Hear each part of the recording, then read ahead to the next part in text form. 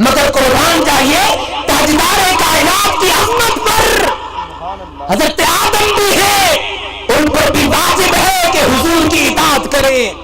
حضرت سلیمان ہے، ان پر بھی واجب ہے کہ وہ حضور کی اطاعت کرے۔ اگر کوئی حضرت آدم علیہ السلام کا امتی ہے تو وہ بھی حضور کی اطاعت کرے گا، اور اگر حضرت عیسیٰ علیہ السلام کا کوئی امتی ہوگا اس پر بھی لازم ہے کہ وہ حضور کی اطاعت کرے۔ کیوں کہ اللہ پاک نے وعدہ لے رکھا تھا۔ وہ وعدہ کیا تھا؟ وَإِذْ أَخَذَ اللَّهُ مِيثَاقَ النَّبِيِّينَ لَمَا آتَيْتُكُم مِّن كِتَابٍ وَحِكْمَةٍ ثُمَّ جَاءَكُم رَّسُولٌ مُصَدِّقٌ لِّمَا مَعَكُمْ لَتُؤْمِنُنَّ بِهِ وَلَتَنصُرُنَّهُ۔ وہ وعدہ کیا تھا؟ جب اللہ پاک نے، اب اللہ پاک کے ہاں بھی ایک میلاد کی محفل سجی، اس میلاد کی محفل میں خطیب کون تھا؟ وہ رب کی ذات۔ خطیب کون تھا؟ رب کی ذات۔ اور سامعین کون تھے؟ حاضرین کون تھے؟ انبیاء کرام۔ اب اللہ پاک کیا فرماتا ہے؟ اللہ پاک نے جب انبیاء سے وعدہ لیا، وہ وعدہ کیا تھا؟ لما آتیتکم من کتاب و حکمہ۔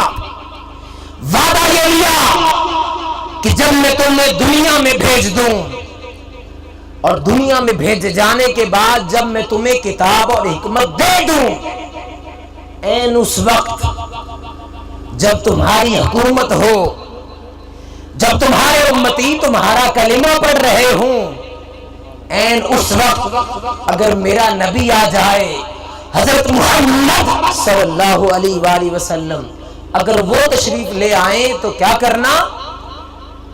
اپنے دعوے کو چھوڑ دینا، اپنے نبی ہونے کو چھوڑ دینا۔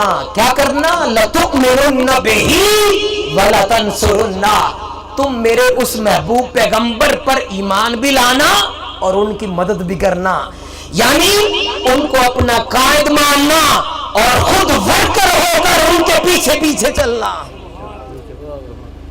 اب اللہ کو یہ معلوم نہیں تھا کہ حضور صلی اللہ علیہ وسلم نے سب سے آخر پر آنا ہے؟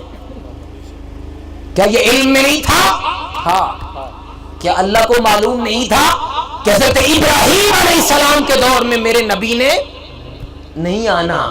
کیا اللہ کے علم میں نہ تھا کہ یوسف علیہ السلام کا جو زمانہ ہوگا اس میں میرے نبی نے مبعوث نہیں ہونا؟ کیا اللہ کے علم میں نہ تھا کہ یعقوب علیہ السلام کا جو دور ہوگا اس دور میں میرے نبی نے مبعوث نہیں ہونا؟ اللہ کے علم میں تھا، مگر باوجود اس کے رب تعالی پھر بھی تمام انبیاء سے وعدہ لے رہا ہے کہ اگر تمہاری حکومت ہو، تمہارا وقت ہو، اور عین اس وقت میرا محبوب آ جائے تو پھر کیا کرنا؟ ان کی فرما برداری کرنا۔ حاضرین محترم، یہ بڑا مشکل کام ہے۔ یہاں پر ایک بندے کی حکومت ہو اور باہر سے کوئی آئے اور قید آئے کہ بھائی تم اپنی سیٹ سے ہٹ جاؤ، اپنی سیٹ پر اس کو بٹھاؤ، کیا آسان کام تھا؟ نہیں۔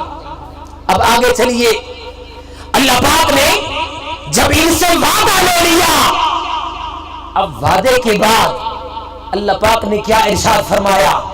اب پتا تھا کہ میرے محبوب نے آخر پہ آنا ہے، مگر یہ وعدہ لینے کا مقصد یہ تھا کہ جو کوئی اس وعدے کا اقرار کرتا ہے اس کو نبوت ملے گی، اور جو میرے محبوب پر ایمان لانے کا انکاری ہوا اس کو نبوت سے محروم کر دیا جائے گا۔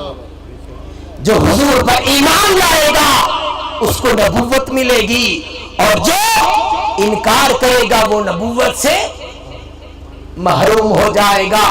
تو میں عرض یہ کر رہا تھا کہ سارے انبیاء حضور کی امت میں سے، اور پھر سارے انبیاء کی امتیں حضور کی امت میں سے۔